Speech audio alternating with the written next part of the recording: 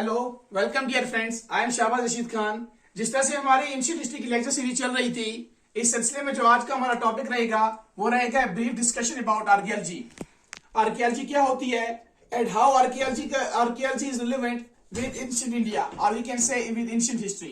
देखिए, जो आर्कियोलॉजी होती है, जब हम आर्कियोलॉजी के बारे में डिस्कशन करेंगे, सबसे पहले हमें ये जानना है कि आर्कियोलॉजी क्या है, what is archaeology and how can we define the relevance between archaeology with respect to the reconstruction of ancient history। देखिए, आर्कियोलॉजी क्या होता है, जब हमारे पास रिटन डॉक्यूमेंट्स एब्सेंट होते हैं। मैं यहां पे लिख के रखूंगा जरा, when written documents are completely absent। जब रिटन डॉक्यूमेंट्स जब हमारे रिटन डॉक्यूमेंट्स एब्सेंट होते हैं, हमारे पास कोई भी लिटरेरी सोर्स अवेलेबल नहीं होती है ताकि हम जान सकें for the reconstruction of past history, ताकि जो पुरानी हिस्ट्री है, पुराने लोग जो थे, उनकी किंगशिप कैसी थी, उनका कल्चर कैसा था, उनका उठना बैठना कैसा था, उनका बिहेवियर कैसा था, इन चीजों को जानने के लिए हमारे पास जब रिटन डॉक्यूमेंट एब्सेंट होते हैं तो उस टाइम आर्कियोलॉजी जो है वो डोमिनेट रोल प्ले करती है, ताकि हम उन लोगों के बारे में रिकंस्ट्रक्ट कर सकें कि उस टाइप के जो लोग थे वो कैसे रहे होंगे। किस तरह से करते हैं? With the help of archaeology through the examination of material remains, कि हमें जो मटीरियल रिमेन मिलते हैं थ्रू मटीरियल रिमेन्स। तो क्या मटीरियल रिमेन्स होते हैं? फॉर एग्जांपल, हमारे पास फॉसिल फ्यूल्स हैं,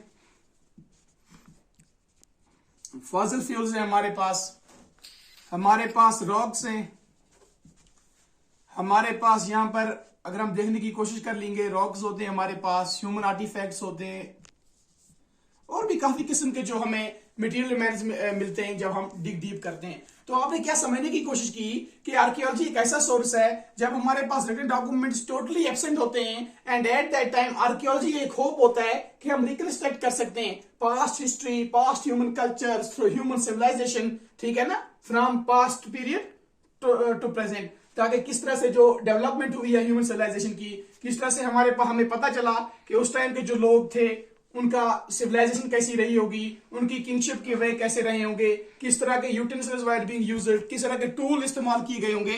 तो इस सब को जानने के लिए हमारे पास जो सबसे बड़ा होप है, that is archaeology. So thus it can be said that archaeology is the magical gateway to the human past, specifically at the time when the written documents are completely absent। अब यह देखना है कि archaeology के, जब हम archaeology को पढ़ते हैं तो ऐसे कौन से मेथड हैं आर्कियोलॉजी के पास through which we reconstruct the past history, हम पास्ट के बारे में नॉलेज गेन करते हैं। तो इसलिए हमारे पास यहाँ पर मैंने लिख के रखा है टाइप्स ऑफ आर्कियोलॉजी, आप देख रहे हैं। तो टाइप्स ऑफ आर्कियोलॉजी में ब्रॉडली हमारे पास पहला टाइप होता है इंस्क्रिप्शंस, कॉइन्स हमारे पास दूसरा टाइप है, और मटेरियल रिमेन्स। तो इस वीडियो में सिर्फ हम इतना ही डिस्कस करेंगे कि हमने डिस्कस करने की कोशिश की, we will sum up the lecture what we have studied. हमने देखने की कोशिश की कि जब रिटन डॉक्यूमेंट्स एब्सेंट होते हैं, हमारे पास कोई भी लिटरेरी सोर्स या कोई भी रिटन डॉक्यूमेंट या कोई भी रिटन रिकॉर्ड अवेलेबल नहीं होता है, तो उस टाइम आर्कियोलॉजी जो है वो हमें हेल्प करती है फॉर द रिकंस्ट्रक्शन, ताकि हम रिकंस्ट्रक्ट कर सकें, पास्ट के बारे में हम नॉलेज हासिल कर सकें।